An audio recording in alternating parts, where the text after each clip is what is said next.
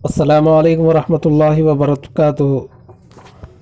दोस्तों, आज हम इस वीडियो में माहौलियाती मुतालिया यानी जमात पंजुम की माहौलियाती मुतालिया किताब से 12वां सबक तारीख़ी इमारतें वनपर्ती किला और 13वां सबक तवन्नाई, इसके अहम पॉइंट जानेंगे जो कि पेपर 1 और पेपर 2 के लिए बहुत ही अहम है।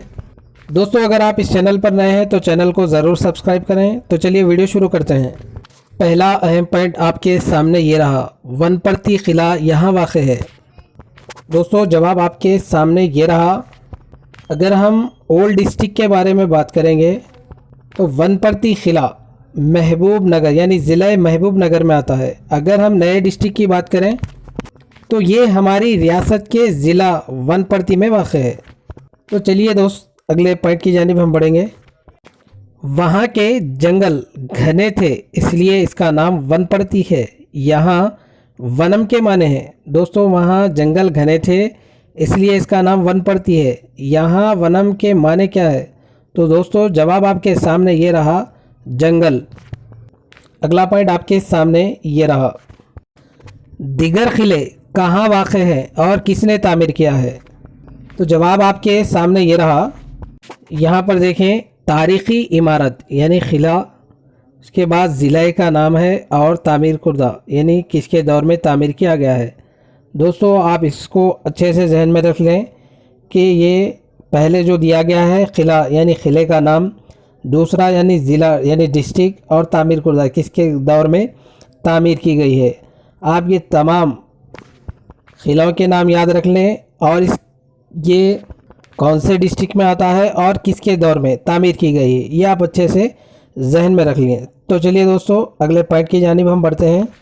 अगला पॉइंट आपके सामने ये रहा, रियासत वनपर्ती के बानी थे।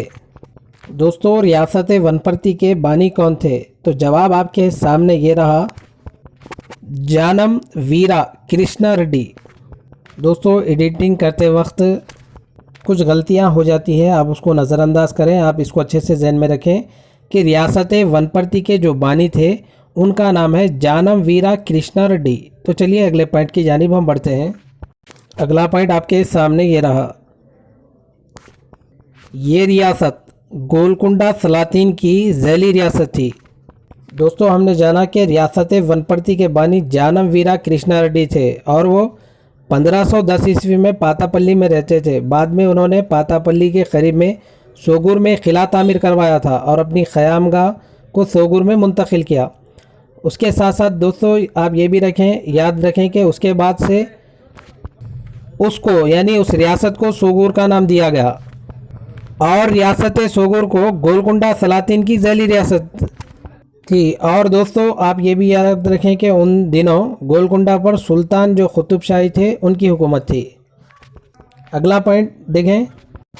अगला पॉइंट आपके सामने ये रहा, रियासत वनपर्ती के सदर मुकामात थे। पहला देखें, पातापल्ली, उसके बाद सोगुर, उसके बाद जानम यानी पिद्दा जानमपेट, कोताकोट्टा, श्रीरंगापुरम, उसके बाद वनपर्ती।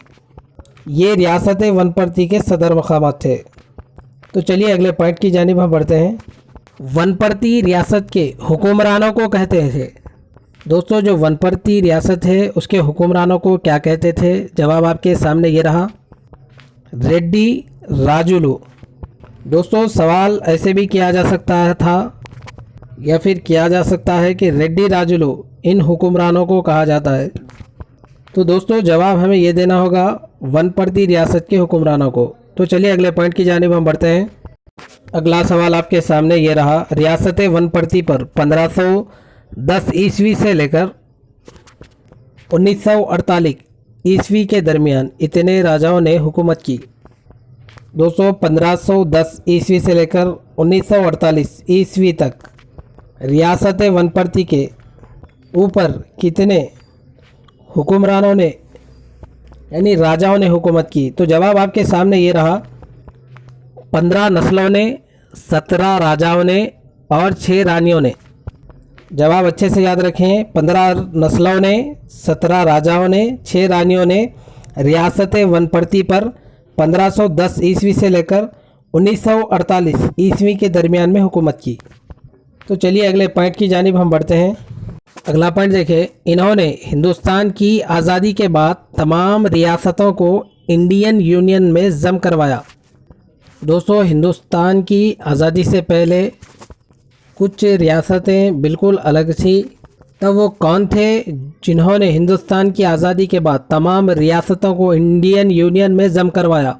तो नाम देखें, सरदार वल्लभ भाई पटेल, जिन्होंने तमाम रियासतों को इंडियन यूनियन में ज़म करवाया। तो चलिए अगले पॉइंट्स की जानिब हम बढ़ते हैं। अगला सवाल देखें, वनपर्ती के राजाओं ने रियासत के हुदूद में 7 बड़े तालाब तामीर करवाए थे, जिन्हें कहते हैं? दोस्तों, जो वनपर्ती के राजा हैं उन्होंने उनकी रियासत के हुदूद में 7 बड़े तालाब तामीर करवाए थे, जिन्हें ये कहते हैं। जवाब आपके सामने ये रहा। दोस्तों, जवाब देखें, सुप्ता समद्रास, जो कि वनपर्ती के राजाओं ने रियासत के हुदूद में जो 7 बड़े तालाब तामीर करवाए थे, उसका नाम है सुप्ता समद्रास। तो चलिए अगले पॉइंट की जानिब हम बढ़ते हैं। अगला पॉइंट देखें, वो मुल्क की रियासत की आखिरी रियासत थी, यानी वो मुल्क की आखिरी रियासत थी जिसको इंडियन यूनियन में ज़म किया गया। आप इस जवाब से वाकिफ़ भी होंगे कि वो कौन सी इस मुल्क की रियासत थी जिसको इंडियन यूनियन में ज़म किया गया था। तो जवाब आपके सामने ये रहा, निज़ाम स्टेट। निज़ाम स्टेट हमारे मुल्क की वो रियासत है जिसको इंडियन यूनियन में सब में आखिर में ज़म किया गया। उसके बाद देखें 7 समंदर या फिर सुप्ता समद्रास, ये हैं। दोस्तों, आपके सामने जवाब ये रहा। देखें, पहला समंदर, दूसरा, तीसरा, चौथा, 5वां, छठा और 7वां। यहाँ पर आपको तमाम समंदर के नाम दिए गए हैं, आप इसको अच्छे से जहन में रखें।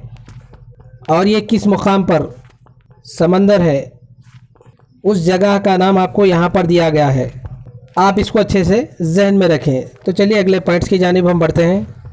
वनपर्ती हुक्मरान में से एक हुक्मरान राजा रामेश्वर ने अपनी माँ सरला देवी के नाम तामीर करवाया। दोस्तों, जो वनपर्ती के हुक्मरान में उनमें से एक हुक्मरान जिसका नाम है राजा रामेश्वर ने अपनी माँ सरला देवी के नाम तामीर करवाया था। यानी क्या तामीर करवाया था? दोस्तों, सवाल में एक अहम पॉइंट है कि वनपर्ती का एक हुक्मरान था जिन्होंने अपनी माँ, यानी माँ का नाम यहाँ पर जाहिर कर रहे हैं कि सरला देवी, यानी यहाँ पर सवाल देखें, राजा रामेश्वर की माँ का नाम भी पूछा जा सकता है, तो उसका जवाब देखें, सरला देवी। तो दोस्तों, सरला देवी के नाम पर वनपर्ती का हुक्मरान यानी राजा रामेश्वर ने क्या तामीर करवाया था? तो जवाब आपके सामने ये रहा, सरला सागर। या फिर सवाल ऐसे भी किया जा सकता है कि सरला सागर इन्होंने तामीर किया। तो दोस्तों, जवाब रहेगा राजा रामेश्वर या फिर सरला सागर इनके नाम तामीर करवाया गया। तो जवाब रहेगा सरला देवी। तो चलिए अगले पॉइंट की जानिब हम बढ़ते हैं। अगला पॉइंट देखें, सरला सागर की खुसूसियत यह है कि जब तालाब मुकम्मल भर जाता है तो ज़ायद पानी के अखराज के लिए दरवाजे खुद ब खुद खुल जाते हैं। इस तरीक़े को कहते हैं। दोस्तों, काफ़ी अहम पॉइंट है जो कि हमारे सामने आया है कि सरला सागर की जो खुसूसियत है कि जब तालाब मुकम्मल भर जाता है तो जो ज़ायद पानी होता है उसके अखराज के लिए दरवाज़े खोलने नहीं पड़ते, बल्कि खुद ब खुद खुल जाते हैं। दोस्तों, सवाल ये भी पूछा जा सकता है कि वो कौन सा तालाब है ज़ायद पानी के अखराज के लिए दरवाज़े खोलने नहीं पड़ते बल्कि खुद ब खुद खुल जाते हैं? तो दोस्तों, जवाब रहेगा सरला सागर। अब यहाँ पर सवाल ये है कि सरला सागर की खुसूसियत ये है कि जब तालाब भर जाता है तो ज़ायद पानी के अखराज के लिए दरवाज़े खुद ब खुद खुल जाते हैं। उस तरीक़े को कहते हैं, देखें, सिफन सिस्टम या फिर सिफन तरीक़ा।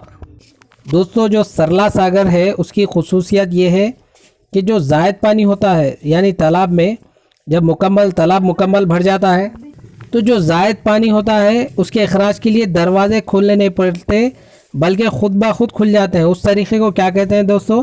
सिफन तरीक़ा। तो चलिए अगले पॉइंट की जानिब हम बढ़ते हैं। अगला पॉइंट देखें, ये एशिया का पहला तालाब है जहां सिफन तरीक़े को इस्तेमाल किया गया। दोस्तों, एशिया ममालिक जैसे कि हमारा मुल्क भारत, श्रीलंका, बांग्लादेश वगैरह वगैरह। ऐसे ही एशिया का पहला तालाब है जहाँ सिफन तरीक़े को इस्तेमाल किया गया, वो कौन सा तालाब है? तो दोस्तों जवाब आपके सामने ये रहा, सरला सागर तालाब, जो कि इस तालाब को राजा रामेश्वर राव ने अपनी माँ के नाम से तामीर करवाया। तो चलिए अगले पॉइंट की जानिब हम बढ़ते हैं। अगला पॉइंट देखें, रेड्डी हुक्मरान नक्काश बनाने के लिए यहाँ से फ़नकार माहिरीन को लाए थे। दोस्तों जो रेड्डी हुक्मरान थे वो फ़नून से काफ़ी दिलचस्पी रखते थे।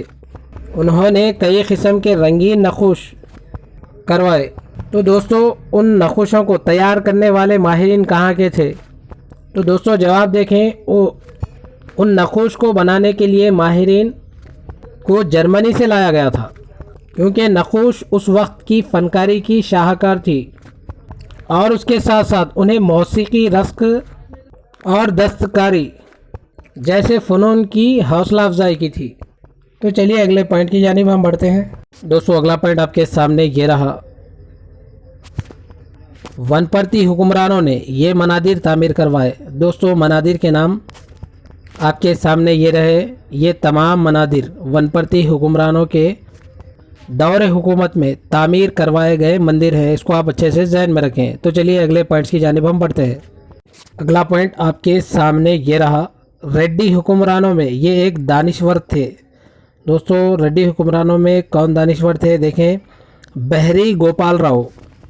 दोस्तों जो रेड्डी हुक्मरान थे उनमें से एक दानिश्वर हुक्मरान, उनका नाम बहरी गोपाल राव। तो चलिए अगले पॉइंट्स की जानिब हम बढ़ते हैं। अगला पॉइंट आपके सामने ये रहा, बहरी गोपाल राव को इतने ज़ुबानों पर उबूर था। दोस्तों अभी हमने जाना कि रेड्डी हुक्मरानों में एक दानिश्वर थे जिसका नाम बहरी गोपाल राव है। तो अब बहरी गोपाल राव को इतने ज़ुबानों पर उबूर था, यानी उनको इतनी ज़ुबानें आती थीं। तो जवाब आपके सामने ये रहा, 8। दोस्तों सवाल पूछे जाने के कई तरीक़े होते हैं, आप सवाल को समझें उसके बाद जवाब दें। तो चलिए अगले पॉइंट्स की जानिब हम बढ़ते हैं। बहरी गोपाल राव को 8 ज़ुबानों पर उबूर होने की वजह से कहा जाता था। दोस्तों बहरी गोपाल राव को 8 ज़ुबानों पर उबूर था, इसलिए उन्हें कहा जाता था, क्या कहा जाता था? जवाब आपके सामने ये रहा, आष्टा भाषा कोविदुलु। या फिर सवाल ऐसे भी किया जा सकता है कि आष्टा भाषा कोविदुलु इनको कहा जाता है। तो दोस्तों हमारा जवाब रहेगा बहरी गोपाल राव। तो चलिए अगले पॉइंट्स की जानिब हम बढ़ते हैं। अगला पॉइंट आपके सामने ये रहा, वनपर्ती हुक्मरान जिसने 100 से ज़ायद किताबें लिखी। दोस्तों वो कौन सा हुक्मरान है, यानी वनपर्ती हुक्मरानों में जिसने 100 से ज़ायद किताबें लिखी? तो दोस्तों जवाब आपके सामने ये रहा। तो दोस्तों जवाब देखें, पावरम रंगाचार्युलु। दोस्तों इन्होंने 100 से ज़ायद किताबें लिखी। या फिर सवाल ऐसे भी किया जा सकता है, इन्होंने 100 से ज़ायद किताबें लिखी। तो दोस्तों जवाब रहेगा हमारा पावरम रंगाचार्युलु, जो कि मुसन्निफ़ थे, उन्होंने 100 से ज़ायद किताबें लिखी। तो चलिए अगले पॉइंट की जानिब हम बढ़ते हैं। अगला पॉइंट आपके सामने ये रहा, कडलू कंडला पापा शास्त्री इसके मुसन्निफ़ हैं। दोस्तों कड्डू कंडला पापा शास्त्री किसके मुसन्निफ़ हैं? जवाब आपके सामने ये रहा, ब्रह्मा राम्बिका समोदम। दोस्तों सवाल ऐसे भी हो सकता है, ब्रह्मा राम्बिका समोदम के मुसन्निफ़ कौन है? कड्डू कला पापा शास्त्री। तो चलिए अगले पॉइंट्स की जानिब हम बढ़ते हैं। अगला पॉइंट देखें, अनमोला वेंकटा सुब्रमण्यम शास्त्री इसके मुसन्निफ़ है। दोस्तों अनमोला वेंकटैया सुब्रमण्यम शास्त्री किसके मुसन्निफ़ थे? जवाब आपके सामने ये रहा, श्री कृष्णा चरित्रा संग्रहम और कोया गुच्छम। तो चलिए दोस्तों अगले पॉइंट की जानिब हम बढ़ते हैं। वनपर्ती हुक्मरानों को इतने हिस्सों में तकसीम किया गया, या फिर वनपर्ती हुक्मरानों रियासत को इतने हिस्सों में तकसीम किया गया? तो दोस्तों जवाब आपके सामने ये रहा, पहला है सोगुर खित्ता, दूसरा है वनपर्ती खित्ता और तीसरा है केशमपेट खित्ता। इन 3 हिस्सों में वनपर्ती हुक्मरान रियासत को तकसीम किया गया। तो चलिए अगले पॉइंट्स की जानिब हम बढ़ते हैं। इस बादशाह ने वनपर्ती के इस बादशाह को आज़ादाना करेंसी छापने की इजाज़त दी थी। दोस्तों वो कौन सा बादशाह था जो वनपर्ती के बादशाह को आज़ादाना तौर पर करेंसी छापने की इजाज़त दी थी? तो जवाब आपके सामने ये रहा, बादशाह निज़ाम सिकंदर शाह। यानी बादशाह निज़ाम सिकंदर शाह ने वनपर्ती के हुक्मरानों को आज़ादाना तौर पर करेंसी छापने की इजाज़त दी थी। तो चलिए अगले पॉइंट की जानिब हम बढ़ते हैं। अगला पॉइंट आपके सामने ये रहा। ये सिक्का ना सिर्फ वनपर्ती रियासत बल्कि सल्तनत आसिफिया में भी काबिल कबूल था। उस सिक्के को ये नाम दिया गया। दोस्तों वो कौन सा सिक्का था जो सिर्फ ना कि वनपर्ती रियासत बल्कि सल्तनत आसिफिया में भी उसको तस्लीम किया जाता था, यानी कबूल किया जाता था? उस सिक्के का क्या नाम था? तो दोस्तों जवाब आपके सामने ये रहा, सोगुर सिक्का। यानी सोगुर सिक्का सल्तनत आसिफिया में भी कबूल किया गया। तो चलिए दोस्तों अगले पॉइंट की जानिब हम बढ़ते हैं। अगला पॉइंट देखें, वनपर्ती से हैदराबाद इतनी दूरी पर है या फिर हैदराबाद से वनपर्ती इतनी दूरी पर है? तो दोस्तों जवाब आपके सामने ये रहा, 140 किलोमीटर। दोस्तों इस पॉइंट को भी इसलिए नोट किया गया है क्योंकि इस पॉइंट की भी बहुत सारी अहमियत बढ़ जाती है, क्योंकि किताब में इसका जिक्र किया गया है। वनपर्ती हैदराबाद से 140 किलोमीटर की दूरी पर है। तो चलिए दोस्तों ये थे 12वें सबक के अहम पॉइंट। अब हम 13वें सबक के अहम पॉइंट के बारे में जानेंगे। 13वां सबक देखें, तवन्नाई यानी एनर्जी। तो दोस्तों इस सबक से पहला पॉइंट आपके सामने ये रहा, ख़त्म होने वाली तवन्नाई है। दोस्तों वो कौन सी तवन्नाई है जो ख़त्म होने वाली है? तो दोस्तों जवाब आपके सामने ये रहा, पेट्रोल, डीजल, केरोसिन, कोयला ख़त्म होने वाले वसाइल हैं। दोस्तों ये ख़त्म होने वाली तवन्नाई है और आप इसको अच्छे से भी याद रखें कि इनकी लागत भी बहुत ज़्यादा होती है और ये आलूदगी का सबब भी बनते हैं और ये ज़्यादा अरसे तक दस्तयाब नहीं होते और इस वसाइल के मुतबादिल जो भी हो मुतबादिल को तलाश करने की ज़रूरत पड़ती है। तो दोस्तों ये थे ख़त्म होने वाले तवन्नाई के वसाइल। तो चलिए अगले पॉइंट्स की जानिब हम बढ़ते हैं। ख़त्म ना होने वाली तवन्नाई है। दोस्तों अभी हमने जाना कि ख़त्म होने वाली तवन्नाई कौन सी है? कोयला, पेट्रोल, डीजल, केरोसिन, कुदरती गैस, ये तमाम ख़त्म होने वाली तवन्नाई है। अब ख़त्म ना होने वाली तवन्नाई कौन सी है? देखिए, शमसी तवन्नाई, हवाई तवन्नाई, आबी तवन्नाई ख़त्म ना होने वाले वसाइल हैं। दोस्तों इनकी लागत भी कम होती है और ये गैर आलूदा होते हैं और ये हमेशा दस्तयाब होते हैं। इन वसाइल के मुतबादिल के बजाय उन्हें मुनासिब तरीके से ज़्यादा इस्तेमाल करने की ज़रूरत होती है। तो चलिए दोस्तों अगले पॉइंट की जानिब हम बढ़ते हैं। दोस्तों अगला पॉइंट आपके सामने ये रहा, हमारे मुल्क में शमसी तवन्नाई का इस्तेमाल इस रियासत में सबसे ज़्यादा होता है। दोस्तों हमारे मुल्क में शमसी तवन्नाई का सबसे ज़्यादा इस्तेमाल इस रियासत में होता है। तो जवाब आपके सामने ये रहा, गुजरात। गुजरात में शमसी तवन्नाई का इस्तेमाल ज़्यादा होता है। तो चलिए अगले पॉइंट्स की जानिब हम बढ़ते हैं। अगला पॉइंट आपके सामने ये रहा, तेलंगाना के ज़िला नलगुंडे में इस प्रोजेक्ट के ज़रिए बिजली तैयार की जाती है। दोस्तों तेलंगाना के ज़िला नलगुंडे में वो कौन सा प्रोजेक्ट है जिसके ज़रिए बिजली तैयार की जाती है? तो दोस्तों जवाब आपके सामने ये रहा, नागार्जुना सागर। यानी नागार्जुना सागर प्रोजेक्ट के ज़रिए बिजली तैयार की जाती है। तो चलिए दोस्तों अगले पॉइंट की जानिब हम बढ़ते हैं। श्रीशैलम प्रोजेक्ट यहाँ वाक़ है। दोस्तों अभी हमने जाना कि नागार्जुना सागर के ज़रिए यानी प्रोजेक्ट के ज़रिए बिजली तैयार की जा रही है। अब यहाँ पर ये पूछा जा रहा है कि श्रीशैलम प्रोजेक्ट कहाँ पे वाक़ है? तो जवाब आपके सामने ये रहा, कर्नूल। कर्नूल में श्रीशैलम प्रोजेक्ट वाक़ है। तो चलिए अगले पॉइंट्स की जानिब हम बढ़ते हैं जो कि बहुत ही अहम पॉइंट है। अगला पॉइंट आपके सामने ये रहा, बड़े बड़े आबी ज़खायर में मौजूद पानी को इस पाइप के ज़रिए भेजकर टरबाइंस को घुमाया जाता है। दोस्तों जो बड़े बड़े आबी ज़खायर होते हैं, मौजूदा जो पानी होता है उसको पाइप के ज़रिए भेजकर टरबाइंस में घुमाया जाता है, उसे हम क्या कहते हैं? तो दोस्तों जवाब आपके सामने ये रहा, पेनस्टॉक। यानी बड़े बड़े आबी ज़खायर जो होते हैं मौजूदा पानी को पेनस्टॉक नामी पाइप के ज़रिए भेजकर टरबाइंस को घुमाया जाता है। तो चलिए टरबाइंस घुमाने पर क्या हासिल होता है वो तमाम चीज़ें हम यहाँ पर देखेंगे। नागार्जुना सागर और श्रीशैलम में ये बिजली तैयार की जाती है। दोस्तों अभी हमने देखा कि बड़े बड़े जो भी आबी ज़खायर होते हैं उनको पाइप के ज़रिए भेजकर टरबाइन में घुमाया जाता है।